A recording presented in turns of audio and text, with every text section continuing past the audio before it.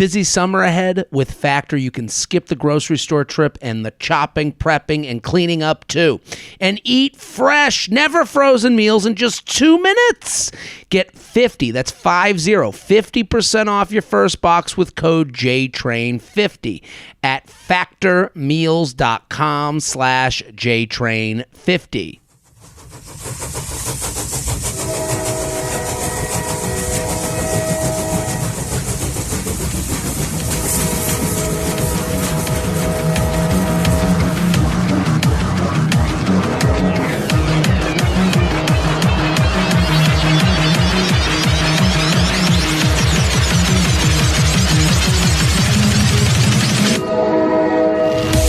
Hello and welcome to the JTrain podcast. This is JTrain, Jared Freed, coming to you live from the West Village of Manhattan. We're here every Monday with your emails, your stories, your questions. I say it every episode. Let me say it again. Thank you. Thank you for being a listener. Thank you for being a part of this great show. This show is user-generated. That's right. You write your emails. My guests and I offer perspective and advice and thoughts, and you tell a friend, a coworker, a brother, a sister, a mama, a papa. Make your Instagram story. Let this great world know. Because here's the thing about a podcast. It is the perfect vehicle to take your brain and put it on the shelf and let other people take the wheel. It's an hour of your day. It's mental health, baby. And if you're out there and you want to see me on the road, I'm doing Live You Up podcast. If you like the JTrain podcast, you're going to love the Live You Up podcast. And we've already gone to Philly and Chicago and had amazing shows. We are coming to Boston, New York, DC. DC, I think, is almost sold out, but New York and Boston, there's still tickies available. And then I'm coming on, and then the stand-up starts. I've been working. I've been trying to get the bits ready. I got a whole new hour from the one that I just taped in December. So Kansas City, Nashville, Stamford, Raleigh, Lexington, Charlotte. And I got more dates coming. I think we're going to do a Long Island date. I think there's going to be Atlanta's coming. There's all these great cities coming that I it's been a while since I've been to. So those are all coming up. I'm very excited for today's guest. New to the JTrain universe, the JCU. Hilarious comic from Ireland, Colum Tyrrell. Thank you for coming on. Thanks for having me, brother. Appreciate it. I was just in Ireland. Are you from Dublin? I'm from Dublin, yeah. Loved it. I was such a fan. Good. How long were you there for? I got there Sunday, left Wednesday, and okay. I was there for enough time. I played golf. I did golf in Ireland, which is like, I've just started to like try with golf, like to try and learn it. Yeah. But it did feel like I was like at someone else's bucket list item. Like they were like, yeah. Do you golf? I did when I was younger, yeah. When I was like a teenager. Was it part of your childhood? Is it more widespread there? Yeah, it's funny when you get over here how the elitism, I guess, with golf here, but you don't have that in Ireland because there's just so many golf courses that it's not. There's a lot of public places you can go. You don't need a membership. It doesn't need to be part of some country club. I'm so happy you said that because that was very noticeable. Like I was at Des Bishop's. A lot of riffraff, was there? Oh, yeah. No, it's like you might as well have been, at a baseball field playing pickup. Like it wasn't this big thing, and it wasn't look at my clubs, and it wasn't, I got the nice attire. It was just kind of an everyman's, we go and we hit balls outside. And I noticed it was noticeable because even the clubhouse, it wasn't like this grand lockers. It was like, it looked like a YMCA. It just looked like a random gym.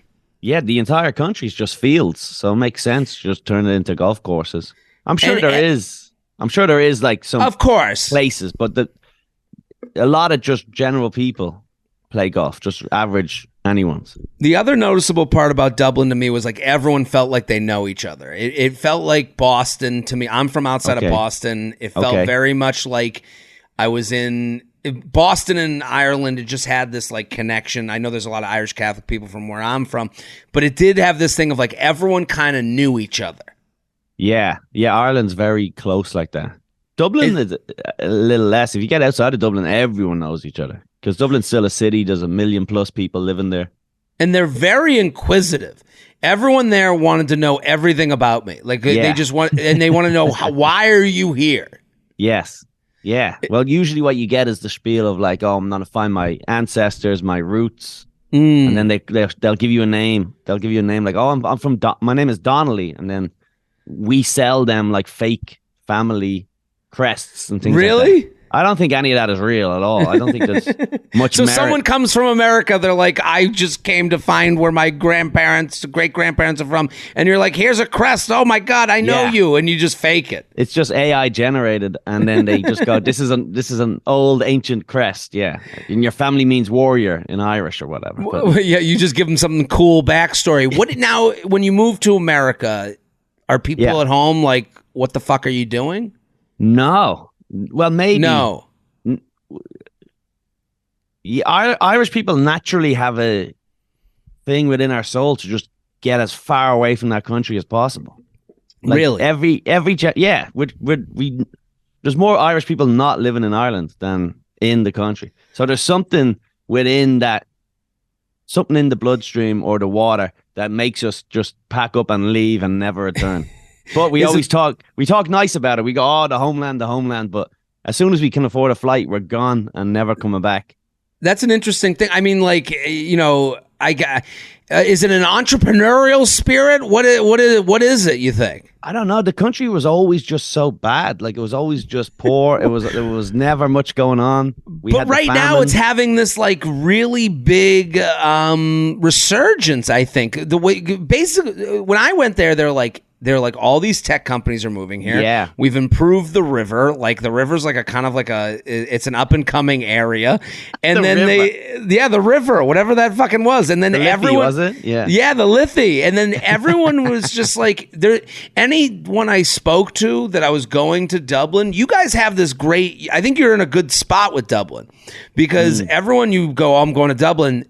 It's like, You're like the good-looking woman that nobody else thinks is good-looking, or that nobody thinks anyone else thinks is good-looking. You know that like girl in high school that you'd be like, you know who I think is hot, and then everyone would be like, oh yeah, oh my god, she's so hot, and it's like it's not that they were not hot, it's just like it's not an outspoken thing. I think Dublin is that city, like where it's like. Because everyone was like, it's awesome. You're going to love Dublin. Yeah. It's just such a great city. The people are great. It's fun. There's bars. There's a liveliness. It's actually younger and more up and coming than people would assume. I think you guys have that like undersell, over deliver thing going on right now. Yeah, well, once the 90s came around, Ireland got money for the first time ever. Like ever. And what was it? Tech or? It was, there was tech.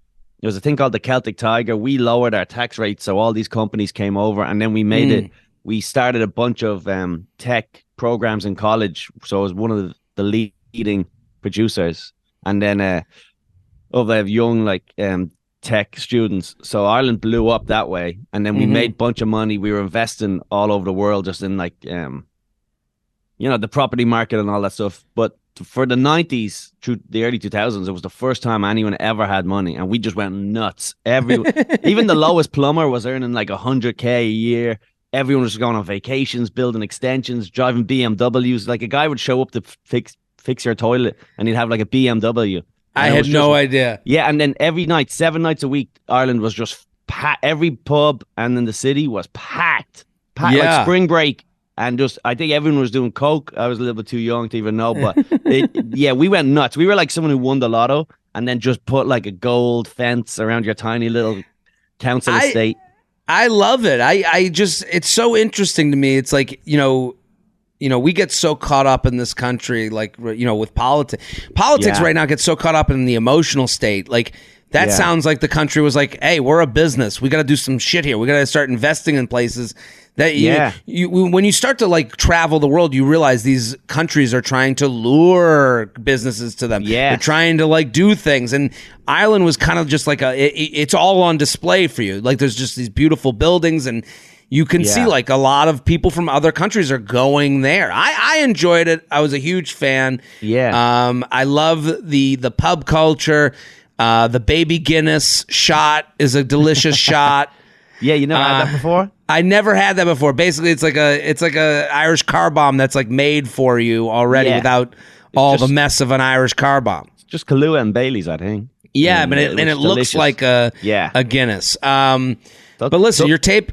Yeah, go ahead. So I'm just saying, Dublin is such a party city too. But I grew up there, so I never knew that it was unique like that. I just assumed every city everywhere was like that. But in Ireland, it's a lot of good attitudes. Everyone was out, and no one goes, it's Tuesday. You go, no, we're out. We're at the pub. It's a good hang. Yeah, especially if you get there's only 4 or 5 days of summer, good 80 degrees days. And those are the days in Dublin where it's incredible. Mayhem. They let people off work early. Everyone's on the street drinking. It's like people are in traffic, but the windows are open. They're all listening to music. It's like the vibe is wild. Well, listen, I want a few days of them a year. We only get a few days of them a year. Well, that's the thing. It's like, in Miami, every day is Miami. There's an appreciation in Dublin. You go, oh my God, I see the sun. Put everything aside. We're going outside. I'm going to be drinking. I don't know. Let inhibitions fly. Let's get a little nutty. Well, listen, I want everyone to go follow Colum at Colum Tyrrell. Yes. It's going to be all over my social media. He's going at Colum Tyrrell, and you're taping a special July 12th at the Cutting Room. Great room in New York City. Just go follow Colum on Instagram at Colum Tyrrell. You're taping this special. Do you talk about, is it like differences between, do you have to Americanize anything? I noticed that when I went there was really very little changes I had to make. There's few words I would say. I'll try change words. I'll say trash instead of rubbish. But I've been here long enough now. I've been here nearly 9 years. So I'm Americanized as it is. Do you dating anyone? You seeing anyone? Do you date American women? Yeah, I'm dating an American chick. Yeah. How's that been? Is there a difference? Do your parents go? Do you bring her back to the motherland? How does that work? Yeah, she comes back and visits, and then I spend a lot of time with her family too. She's from New Jersey, which I feel a lot of New Jersey people remind me of Irish people for some reason. I don't know what. Okay. I've always gelled with even New Jersey comedians. There's something about they're just near the city, so but they know enough sort of conservative or country folk kind of. They're sort of just they're not like city slickers, and they're usually from more working class backgrounds too, so there's a lot of similarities, I think. We love tracksuits and tacky stuff. So it really translates to the Jersey culture. Yeah. Listen, I want everyone to go check out Colum, his special taping at the Cutting Room, July 12th at Colum Tyrrell. You have a podcast. What do you do on your podcast, Colum Tyrrell Podcast? I just bring on a guest, and then we just talk about. I just try to find something interesting about the guest. Yeah, it's just me one-on-one. Yeah, sometimes I'll do it solo, but I prefer just to have someone on. We just have a rotating guest, just me one-on-one, and we just talk about their life or whatever's in the news. Just see where the conversation goes. Yeah, whatever. So what day of the week does it come out? It comes out for free on Tuesdays. Tuesdays, yes. Colum Tyrrell Podcast every Tuesday. I love it. This is and you just sit and chit chat. Just sit and chit chat. Yeah, there's no real goal or whatever. Just hopefully that make it entertaining for the people at home. Sometimes that's all you want from a podcast. Sometimes you're just I just want to listen to these two without having to actively listen. Yeah, because that active listen face, that's the hardest part about dating, I think, is when someone's like, hey, we should do a date, you're like, oh, I gotta look interested and open my eyes and oh, really? You can't just be your melted self. And when you listen to a podcast of two people kind of, talking the news and hanging out, you go, let them. I'm in the back seat. I'll tune in. I'll tune out when I want. Yeah, I feel like podcasts used to be a lot more just a fly on the wall of a couple of people chatting about whatever, and then it became a bit more it was more produced, and we have to have an agenda, and this is a thing. And I don't know how many people loved that. I think there was a podcast where I knew it was interesting to have people just have a general it's almost like you're eavesdropping on people's conversation. Now it's a little bit more Well, I think people became aware of the audience, a little bit more. It used to be just, we're talking, who's going to listen to the two idiots? And then I think the moment someone gets in trouble for something they say in a podcast, you go, oh shit, I better come on here and perform, and now it's like real. And sometimes you go on a show and I've been guests on shows where I'm like, did that even happen? Like, did anyone hear that? And then you go on other shows and they go, and you're like, people really engage with that show. You don't know until you go on. So hopefully people engage with you. I hope I'm not one of those that people go, what the fuck happened? I just spent an hour doing nothing? I don't think so. Everyone go follow Colum at Colum Tyrrell. It's hard to say your name. Yeah, it's Colum Tyrrell. But if you Tyrrell. say Tyrrell, yeah. I can't say Tyrrell? Yeah, you got it. Perfect. Colum Tyrrell. Tyrrell, yeah. I feel like I make every name sound so Jewish. Like that's fine. Colum Tyrrell. So, let's do some emails. You ready to answer some emails? Let's do it. Yeah. I like when we get two dudes sometimes. Sometimes this podcast I'll get like male, female. Different. We're two guys. I feel like you're a guy's guy. You got to give we're gonna give a straight male perspective. Yeah. Okay. Do you like dating? That's one of the things that I never really dated too much. I was more like just like, you'd meet someone at a bar with their friends or your friends and that type of stuff and things would work out. I feel like that's very Irish too. The idea of like, I'm going to like dig in and you and I will live in my mother's basement forever and and then we'll move out. We'll move into the house once she dies. Once my mom dies, I'll have this house. I don't know. I don't like dating. I think the adventure of it, you try to separate like, because sometimes, and this will sound sad, I hope it doesn't sound too sad, but like I'll be like doing shows and then it's like Tuesday night and I'm like, I'll have one drink. Maybe I'll meet someone at the bar.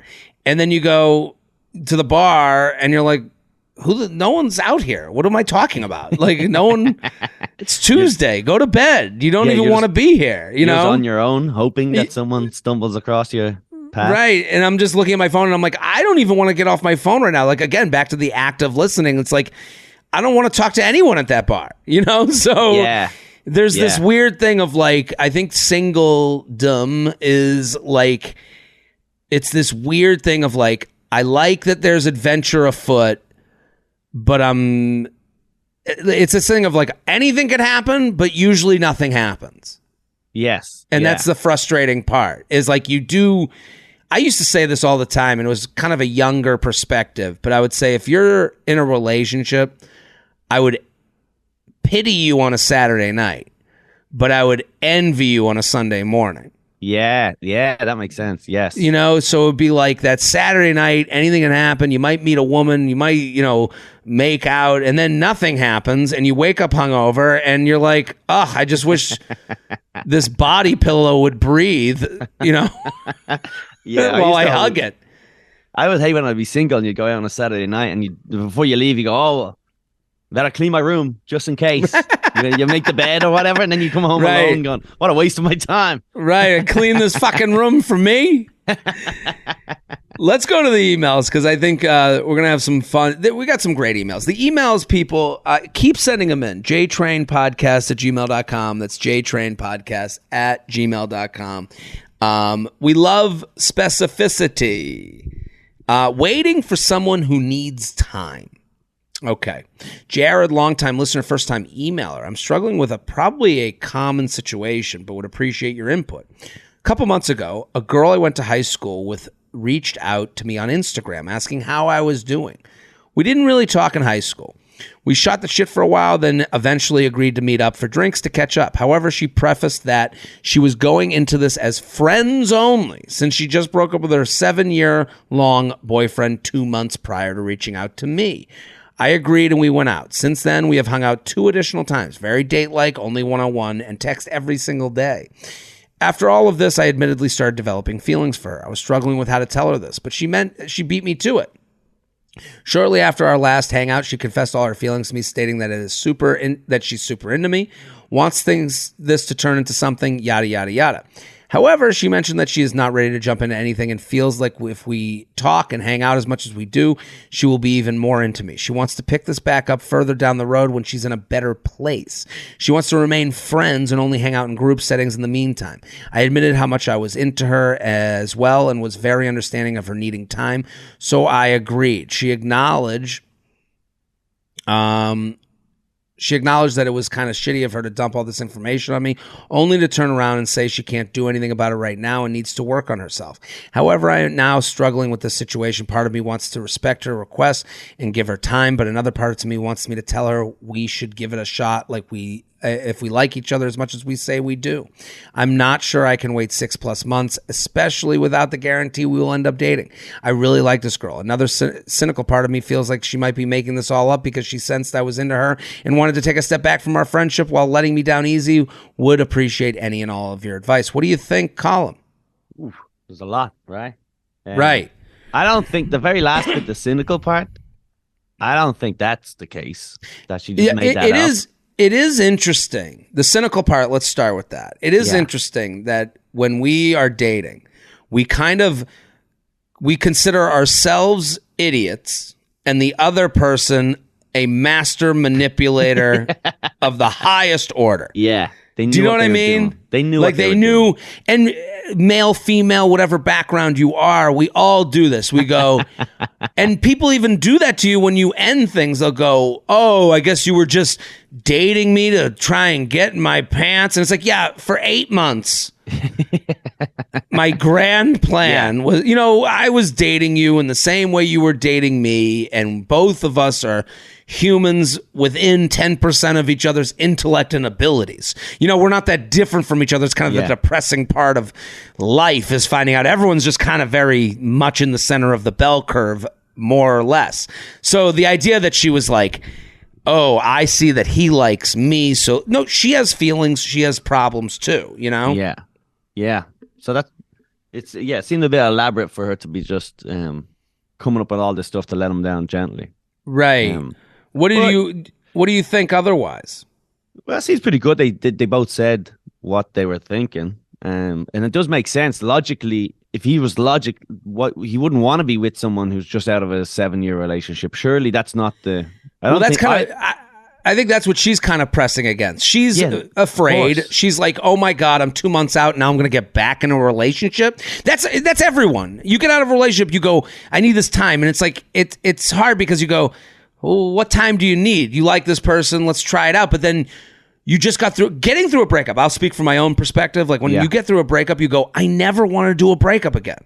You're like, I'm not doing that again. I don't want to go through the anguish, the stress, the heartbreak, the feeling like an asshole, the feeling of being the master manipulator to someone else. You're fresh with those wounds. So it is normal to go, oh, whoa, I got to put the brakes on this. So from her perspective, I see that.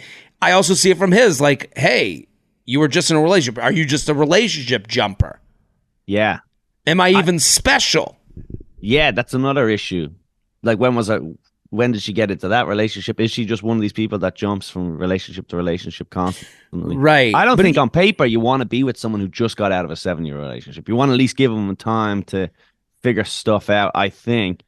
Well, I think what you're saying is interesting because it's back to their email. Their email, they're like, we're texting every day. We're having great kind of date-like hangs.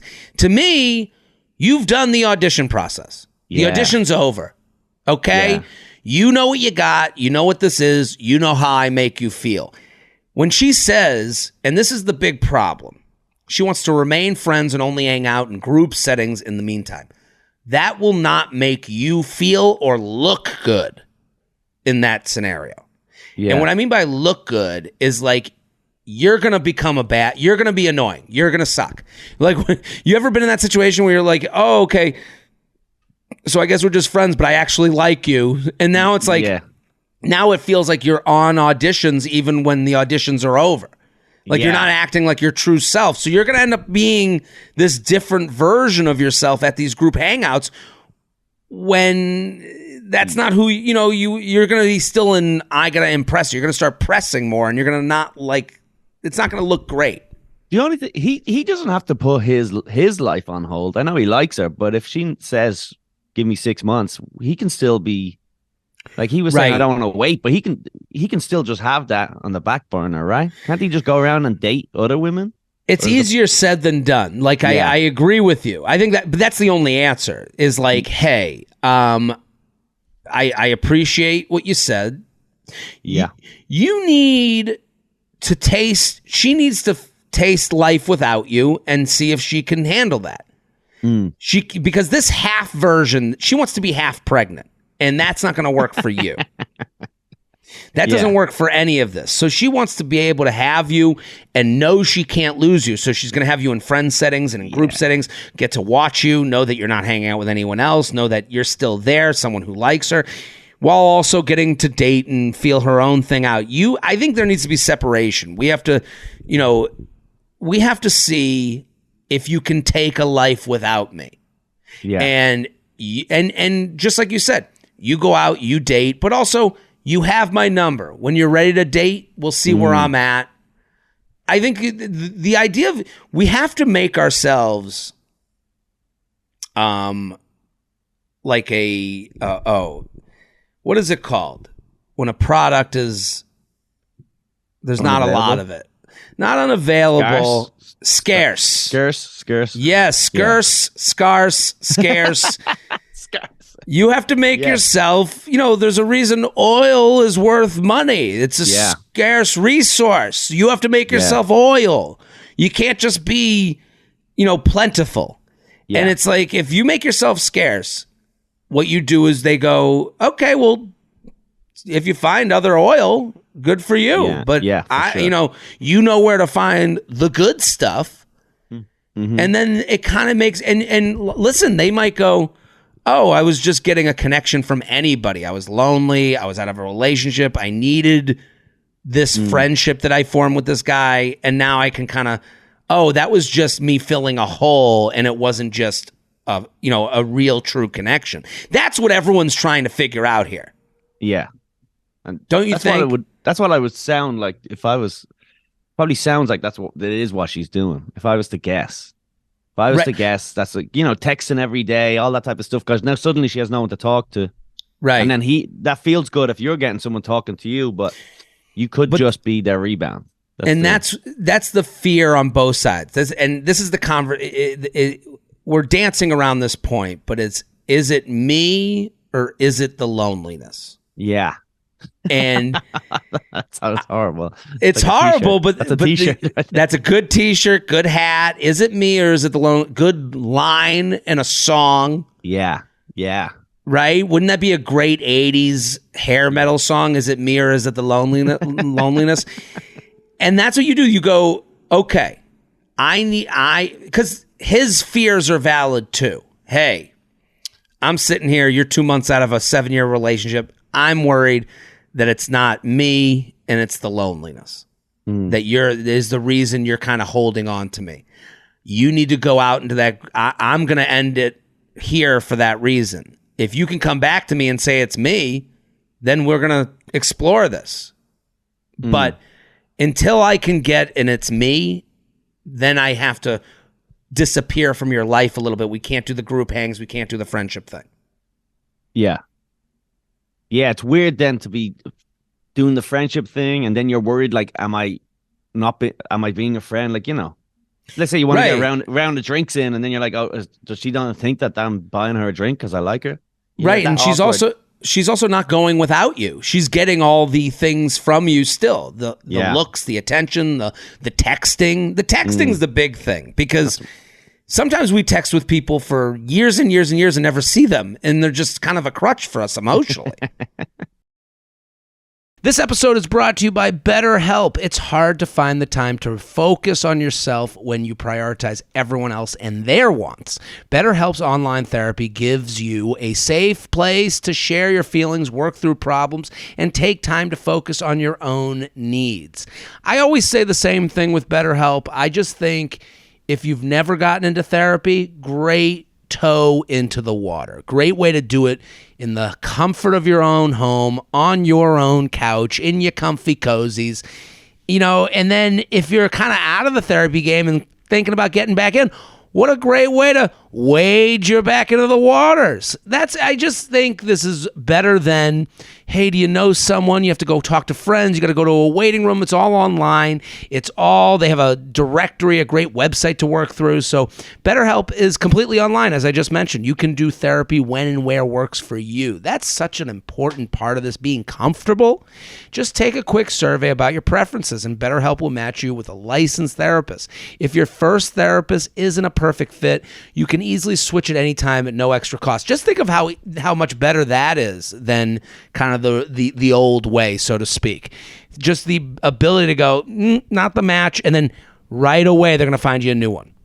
Find more balance with BetterHelp. Visit BetterHelp.com/JTrain today to get 10% off your first month.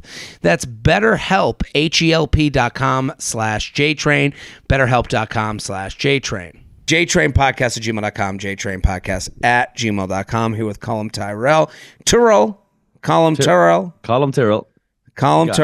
at Colum Tyrrell on Instagram's taping the special July 12th. Cutting Room. When can I let the farts rip? Are you a farter? Yeah. Was that the question on the... Dear Jared, my boyfriend... That was you saying in the middle of the podcast. I was like, no, right go now. ahead. We're not in the same room. That's fine. Oh, we're good? I always like... Once I get comfortable with the guest, I go, when can we let the farts rip? What are we doing? Good with you? we holding the farts? Yeah. When can I let the farts rip? Dear Jared, my boyfriend and I have been together for over a year, and now he's very open with his farting.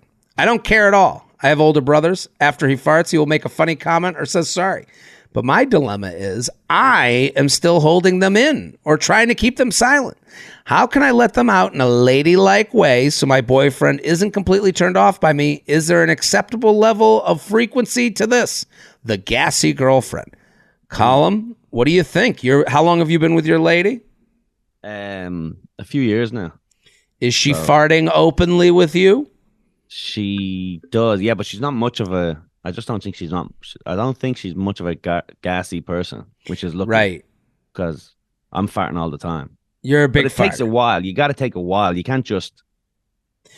Well-placed fart is funny. The joke can go too far. I have been in relationships where I have had like sit-downs, and they've been like, hey, it's enough.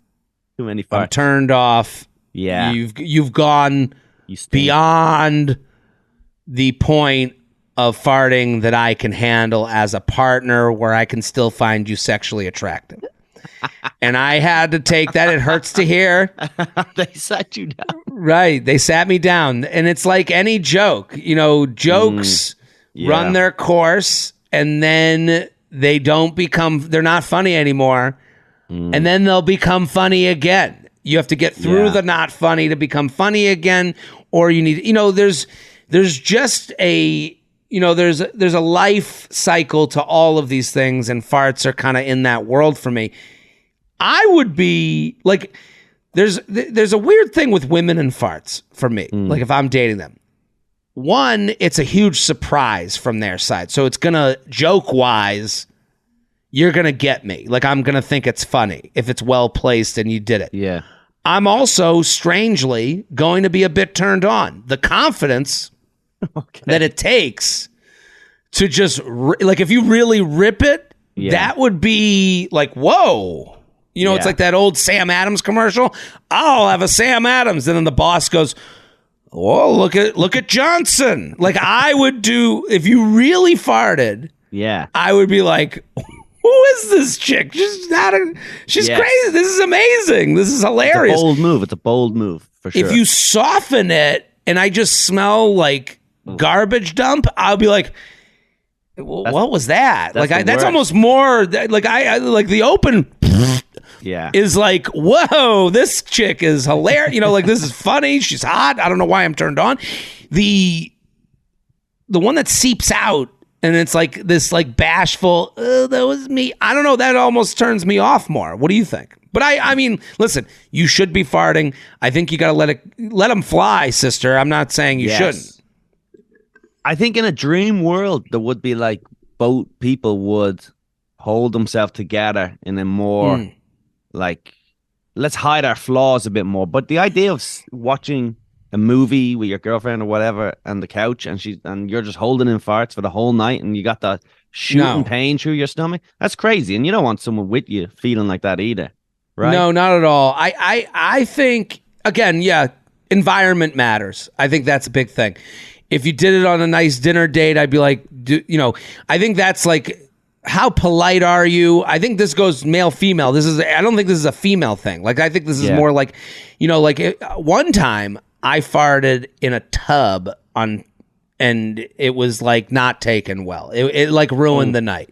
The tub farts, they smell worse for some reason. There's something about the water. They're stickier. And it was also a sexy mood probably too, right? Right. Yeah. It wasn't helpful. I think what this person needs, I think you have to start small. Like, and it's for you. It's not for him. You're not trying to service this guy. I think couch time, you're hanging, you let one rip. It's funny. Yeah. Say pull my finger. Just go hard. That's great. No, I think that's right. That's the advice too. That you're right. It again, come out hard. Let's do this. Pull my finger is a great first fart, because then it's like we've made the first one funny. If the first one's funny, now you're in the club. Yeah. My experience is most of the time girls' first farts are like accidental. Like they laugh or they cough and it's like, and they go, and you see their face and go, did you just fart? And they go, no. That's cute. That I like. Yeah. Yeah. So do the on purpose accidental cough fart.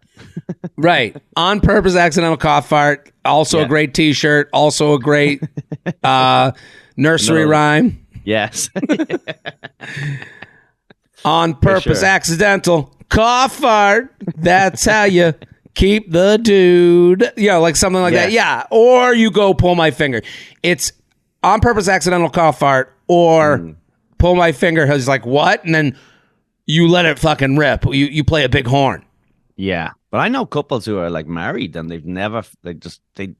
that's a life not worth living. I don't think I would rather be divorced and like sad than in that they won't relationship. Like shit. They won't like admit that they shit. Like they won't talk. Like they have a relationship where that side of them is like just been hidden. And it's like, I think after a couple of years, it's like gets to a point where it's like you can't now. You can't just change. That's the reason for the pull my finger thing. Is like we need to get over this hump so that we can live as human beings. We need to understand that like there's two humans with digestive systems here that need to like get going. Yeah, it's crazy to me to even be hiding and shit. The amount of times I've shit my pants and like had to turn around to be like, we got to go home. I just shit my pants. Let me be me. I'm the guy who's like, sorry, we have to go home. I just shit my pants. JTrain podcast at gmail.com. JTrain podcast at gmail.com. Here with Colum Tyrrell. Yes. Colum Tyrrell. Tyrrell, yes. At Colum Tyrrell. Go follow the special. And also the Colum Tyrrell podcast. Go. Every Tuesday. Just a small town ex-girlfriend. Hey, Jared, friend Feathers. It's been over a month since I broke up with my ex-girlfriend. Both mid-20s. I'm a male. The breakup happened due to a particular incompatibility issue that neither of us could compromise on. It probably came out of the blue from her point of view, but in general, it was a clean break. Didn't share a living space, etc.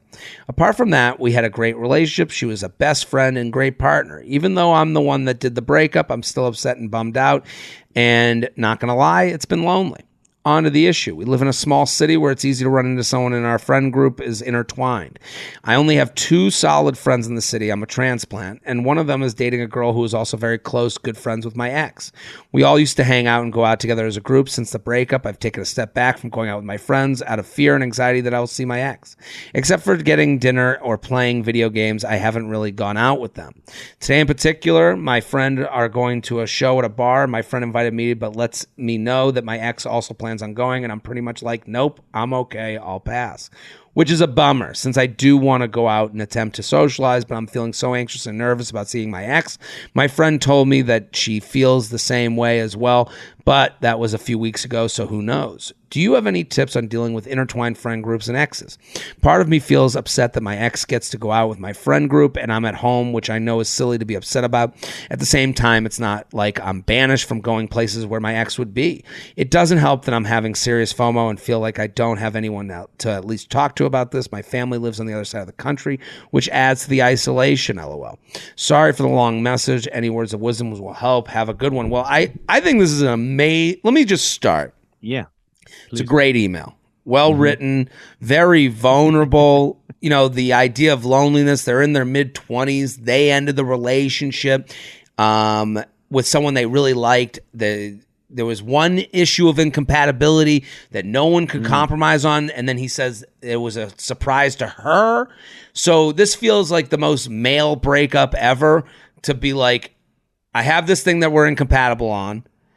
I think she won't change. I won't change. So I'm just going to break up before even working through it with her or trying to work through it with her. I'd rather just break up with someone that's going to be an issue for this one. I've done breakups like this. I understand this because it feels very male, because women work on the relationship no matter what. They're going to work. Love will find a way. We'll work on this. This guy, and I know he was pretty vague, but I understand this emailer so well, I think, that the vagueness, I'm like, okay, you had a thing you couldn't get over. You assumed she couldn't get over it. You're like, it's more of an issue to bring this up than it is to just break up. So he ends it. And now she's in the friend group and feels like shit. And he can't go out with his friends because he's going to see her and he has to probably re-explain himself where he can't explain himself. He ended a relationship for a thing that he can't get over. So what do you think, Colum, Tyrrell? Yeah, it's interesting that you picked up on that. I thought he said it was unexpected to her, but it was mutual. Was that what he said at all? Or did he said from her... Well, that's where I kind of... They both agreed that they couldn't change whatever this thing was. I'm very interested to find out what it was. Yeah, I wish I knew what the thing was, but when he says... out of the blue for her point of view, but mutual. I get that. I get that, where I've had that in relationships where it's like, this isn't great. And then like, I think things are going great. And like, in my head, I've been like for months going, Jesus, we're on our last weekend. And meanwhile, she's like, this is the best. Right. Yeah, I understand that. Yeah, it's a very male thing because we tend to break up before the next step. Yeah. So, and they're like, let's work through this next step. Like, I listen, I'm not just saying this for like, generalizations purposes. Like, how many women will tell me, oh my God, I've tried everything. He won't do this. He won't do that, and complain about a bad boyfriend. And how many guys are like, the one that got away? The one that got away exists because you didn't try to work through the thing that you might have been able to work through. The one that the boyfriend who ruined your life because he was, because you kept trying with a bad boyfriend. You kept giving him more chances and trying to change things around. I get it. Yes, for sure. So these things like do make sense. So it sounds like this guy cut bait before the next step. And now he's like, fuck, I didn't really think. And he is right to back out of these friend hangouts because you're the one that ended it. You're the one that caused this kind of thing. So you got to take a step back and let her be the grieving one. You've grieved before the relationship ended. In my opinion, when you break things off, you're ahead of the other person. So you're giving space. I don't think you have to do that forever, but I think, what you're doing is right now, he says he has FOMO and he feels lonely, but he's doing a very nice thing. I think he's being respectful. Yeah. If we were to take it as more of a mutual agreement, because he said they both had something that they just couldn't change. So assuming he gave her the option, or they both tried to meet in the middle and they couldn't figure it out, I think he should probably just head straight out. I think he should just go there, meet up. It's awkward.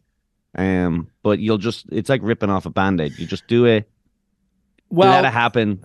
Let me add on to that advice. I think he needs to go out with his buddies, his real friends. Yeah. He says that his friends go out, the guy's dating her friend. how about some guy nights? Yes. Your buddy should be there for you a little bit.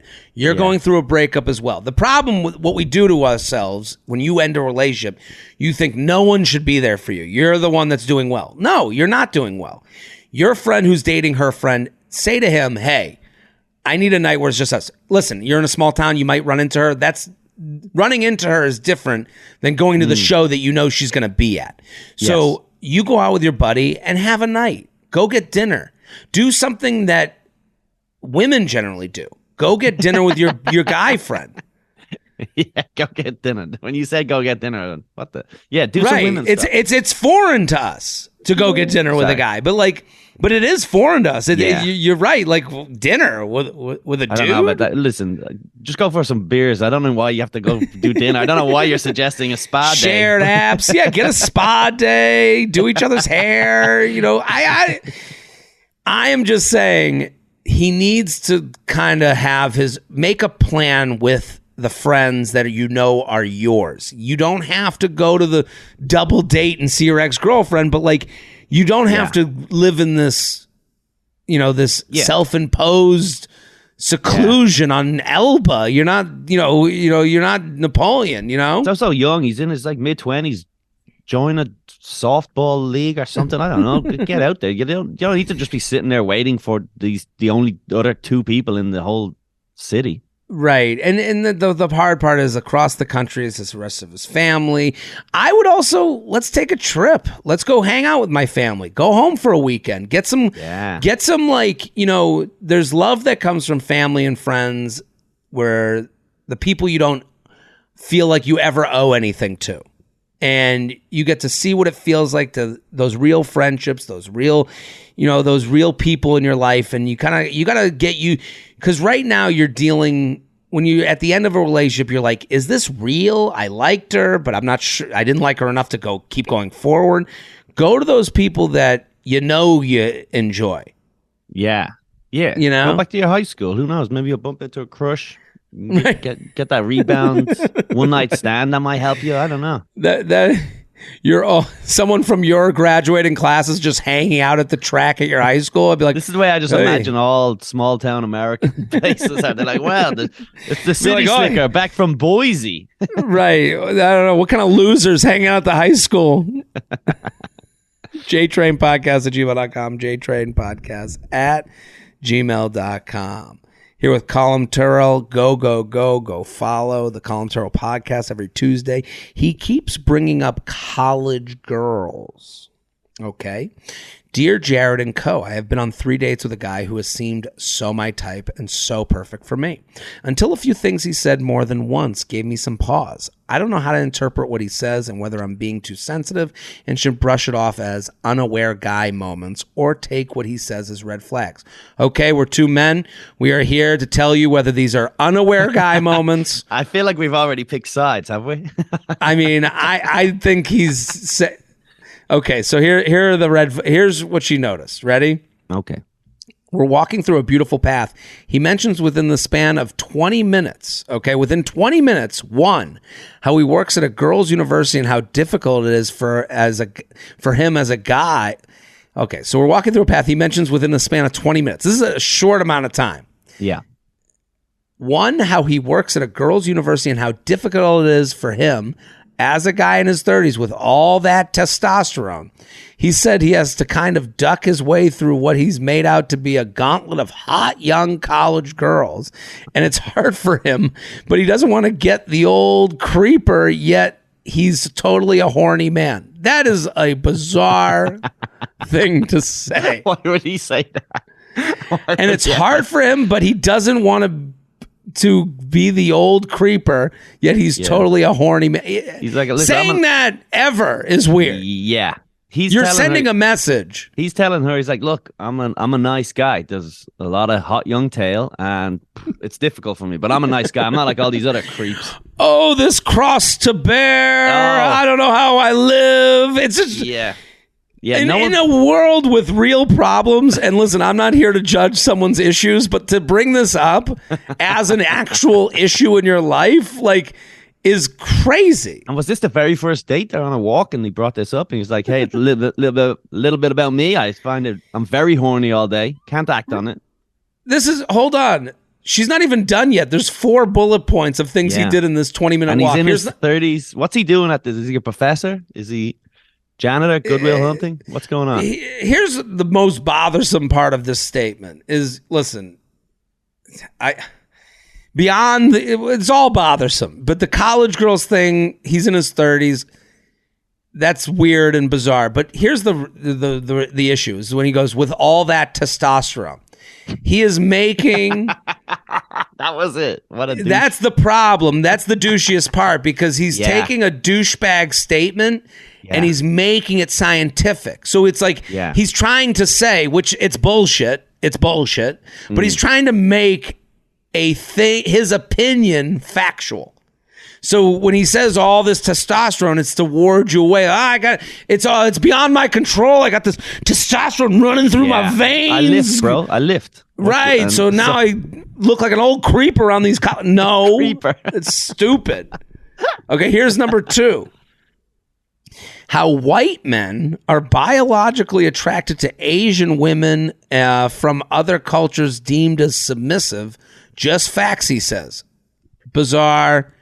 This is crazy. This guy is nuts. This guy's out of his fucking mind. Within 20 minutes, these both were said. This is an Andrew Tate fan. Right. I agree. This guy is saying outrageous stuff. This guy, he's got... I get here, number 3. I mentioned my love of New York fashion, and he immediately says, yes, New York and all those 10s walking around. Okay, that's the least crazy of all of them. Now that I have his voice in my head, it sounds bad, but if that was just right, if that was alone, there's a lot of 10s walking around, you know. That's also like something. Did he lick his lip? Did he lick his lips and go, all those 10s? Ooh, I could like that. I could like that a lot. You're totally right, because we have this like. I wish she had started with that, but yes, then, because. To say like the people, like that joke, no matter how bad it is, yes, it's something that is kind of accepted. Where someone's like, "I'm a New York 10" versus a, Ohio, whatever. Yeah. But I would say like that the idea that there's hot women and people in New York, that is a fine. But through the lens of everything else he said, this is still very weird. The anthropology or whatever lens that he said that white men are attracted to submissive Asian women was wild. And it's also, again, you're right, Andrew Tate, it's disgusting. The thing is, if this is a first date too, the stuff he's not saying is right. This is what he thinks is okay. This is what he said is going to be good. So the stuff he's holding back is going to be jarring. Here's the 4th thing. How his Indian girlfriend, ex, was a princess and went to an Ivy League school. Okay. Again, it's through the lens of everything else he said. Because of the thoughts on different cultures and stuff, anytime he brings up a cultural background, it's fraught. It's like, that's how he looks at things. And to me, this person is not on the right path. She writes, some of this I just take as who he is, or thought maybe he's trying to build himself up to be. I think that's more correct. But on the 3rd date, the very first thing he mentioned about his day upon picking me up once again, how hard life is because he worked at the girl university that day and had to be around all those college girls basking in the sun. Life is hard. This is crazy. I'm so confused. No, you're not confused. This person's an asshole. They're a dick. Stop talking to them. Especially because on date 2, we had the most seeming intimate and cute, playful moments together, making out and affection, but nothing too intense. It was very sensual. Yeah. And dare I say the word tender. Now I doubt his attraction to me, and it's made me feel insecure. He knows I make music and he likes it and wants to write. He does too.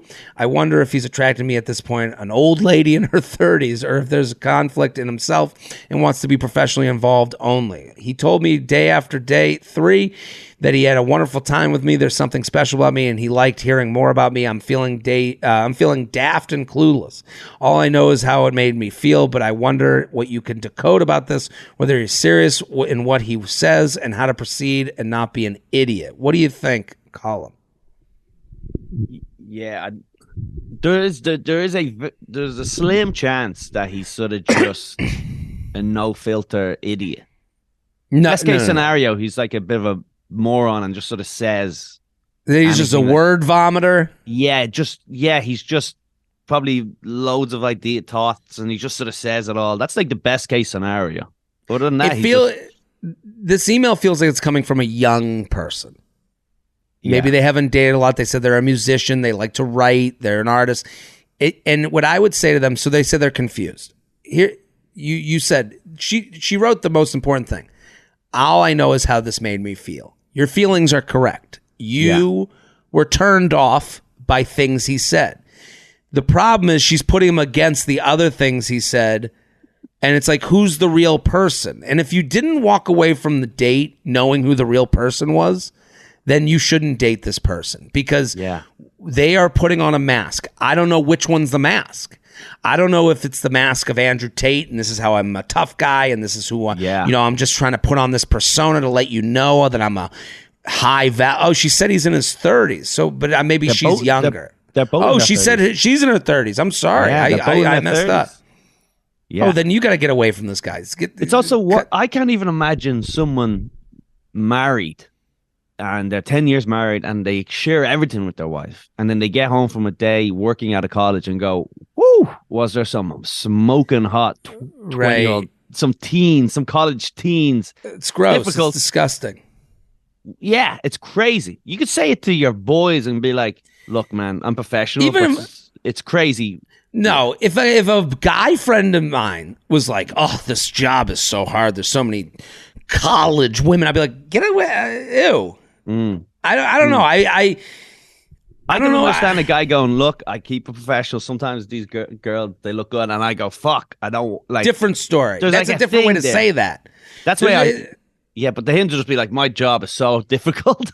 Right. The idea that like, I got to go to work every day. To bring it up like many times. Yeah. Right. We lost 2 good men today. Right. No, it's crazy. She's got to, listen, it's not normal. And also, to go back, those 4 bullet points in a 20-minute walk, like this person doesn't know who they are and they're putting it on you. And like the problem is she's taking so seriously the nice things he does and not really taking seriously enough. Yeah. I guess like to say I had a great, it is way easier to say to someone, I had a great time on a date with you than it is to say, oh, these hot college chicks are real. One, he has to try and let you know. And the other is him trying to get you to like, just like him, it feels like he wants to hook up. I would get away. I don't know. Also, it's on a first date, you bring up you used to date an Indian princess. Right. When I'm not sure the background of the person writing in, but it's like, why would you, who cares? Yeah, why did he mention it? I guess unless it came up in conversation naturally. It's like it's like here in the subway in New York City subway. It's like see something, say something. Yeah. This is feel something, run the fuck away from this dude. Yeah. JTrain podcast at gmail.com. So many t-shirts made in this episode. We did all the t-shirts. JTrain podcast at gmail.com. Here with Colum Tyrrell. I want to say Tyrrell. Colum Tyrrell. Go follow. Let's do one more. Is that okay? Yeah, for sure. Private Venmo transactions. Do you Venmo with your girlfriend? Yeah, but only there's like big bills. Things. Yeah, no, like I don't do dinner things or anything like that. Or how do you do dinner? I think we kind of take her out. We kind of go back and forth. Yeah, it's either we take it in turns, or if things are going particularly rough with my career, which is often sometimes she'll look after, but usually it's like I'll get the main thing, and then she'll do like the after drinks or maybe the pre-cocktails or something. That's kind of how we balance it out. Or maybe she gets the Uber, but we tend to balance it. But we don't. I hate the nitty gritty of the Venmo people. That's wild to me. That's insane. When you see like Venmo for a slice of pizza, you're like, what's going on with you two? Yeah. And then the people I've seen people who are comedians too, that because I follow them on Venmo somehow, and I've seen them charge their like girlfriend for like a coffee. It's like $4 coffee. And I've seen them charge that. And I go, that is insane. Right. I hope it works for them. Yeah, that's nuts. This rate's... It's got to work out eventually, right? Right. It all comes around. What are we hemming and hawing over? Like, is it $1? You don't know. Yeah. Yeah, I think Feathers. it's nuts. Huge fan of all you do. Congrats on the European tour. I'm writing in about this guy I've been dating for a little over 6 months. Things have been going great. He even planned an extravagant date for my birthday a couple months ago and told me he loved me in a really romantic way. This past weekend, he met my parents when they visited from out of town. I am confident in the relationship and personally hope to last a very long time with him. Now on to my quote-unquote problem. Last night, he sent me a Venmo for some groceries I picked up for him. I was happy and touched when I saw the memo he put in the transaction was, "Love you." I opened the Venmo only to find out he made the transaction private. So his sweet gesture was actually one he went out of the way to hide. I immediately texted him about it, and his replies only made me feel even worse. Seemed like excuses, defensive to me. He claimed he has a lot of private Venmos, but I know for a fact he does not. He has almost all public transactions. I can't get past the fact that he consciously took action to hide this message to me. Am I overreacting? Is this not a big deal to a guy? What would have gone through his head to say I should hide this? He has only posted to Instagram once or twice since I've met him, but he has never posted me on his Instagram either. I know many of his friends, and he doesn't hide me from them, but I can't shake that it seems like there are some people in his life that he prefers to not reveal me to. It may be worth mentioning as well that I found out who his ex was recently, and she's literally a model, an aspiring actress. I'm a 7 on a good day. I have to wonder if he's hiding his downgrade. Looking forward to hearing your insights. Signed, Am I Overreacting? Well, I want them to be kinder to themselves, but I appreciate their vulnerable email. What do you think? I don't know. You don't know? Well, would you ever make when you send money to your girlfriend, do you ever make it private? Well, everything I do is private. I don't understand. Is there a single benefit in the world to having a public Venmo? Like, why do you want people to even know anything about you? I'm with you. I would make every Venmo transaction private. I do make every one of them private. I'm with you. I have no understanding of the public nature of it. Yeah. It is weird to me. Also, some people, they just go, whatever, I'm sending you money. Some people, they make it into a joke.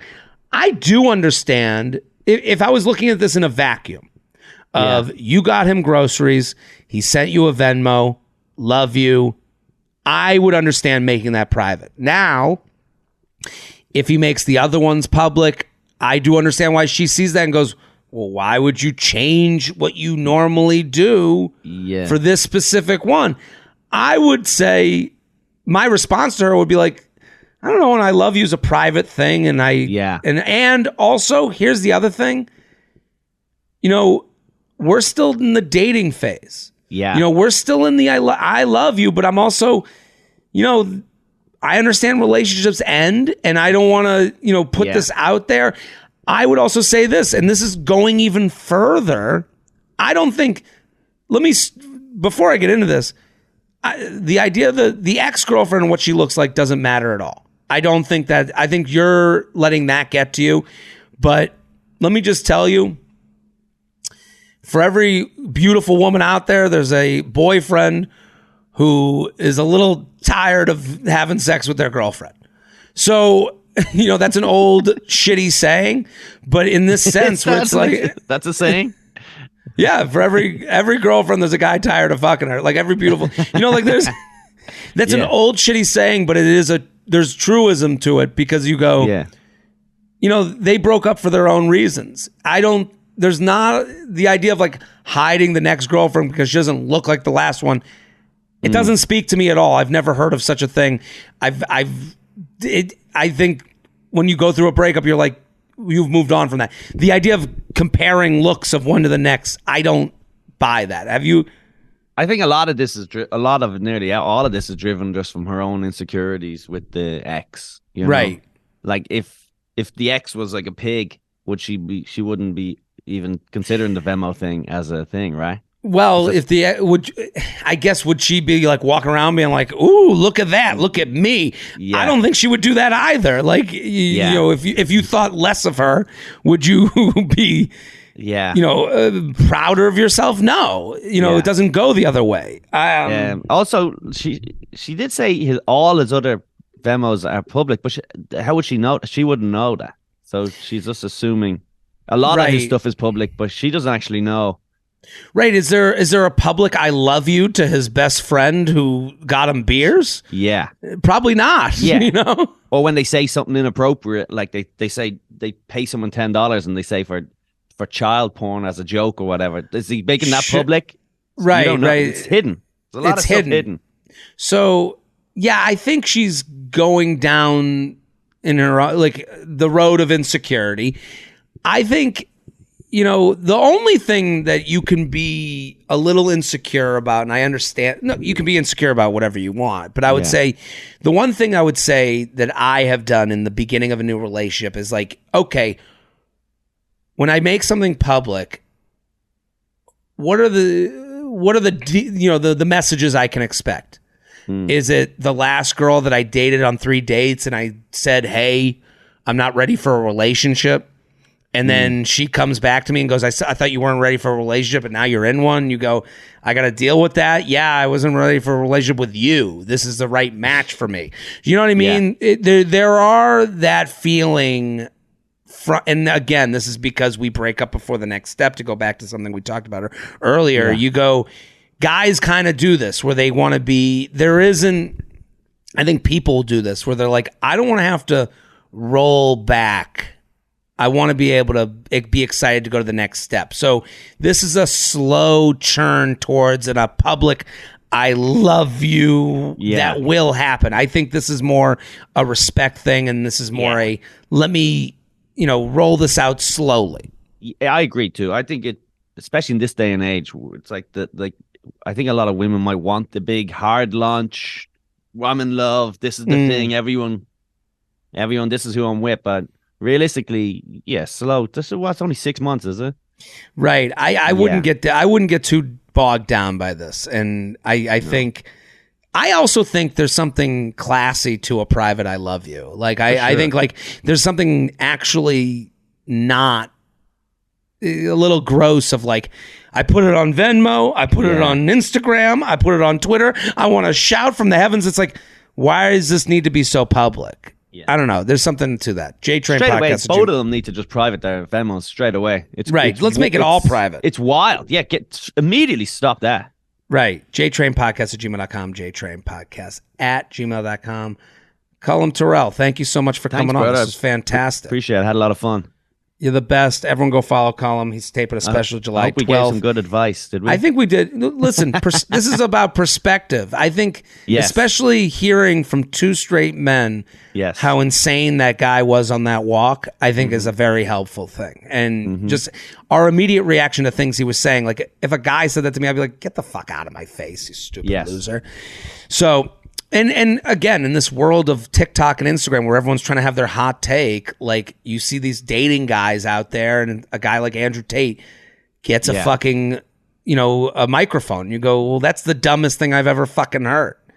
So I'm Jared Freed. We're here every Monday. Keep sending your emails, jtrainpodcast@gmail.com. We'll be back next episode. Boom.